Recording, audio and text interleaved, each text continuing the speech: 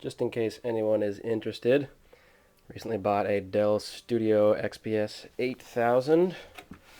It's a good looking machine. I was under the impression that it came with a larger power supply, but it only came with a 350 watt power supply, which just wasn't enough for the video card I ordered, so installed a new 450 watt ThermalTake, which as you can see is a pretty tight fit, but does seem to be in the right spot, and moved the hard drives around a little bit so we just have one power connector, and it does have the power supply for the video card. So just in case anybody was wondering, you can put a new power supply into the Studio XPS 8000.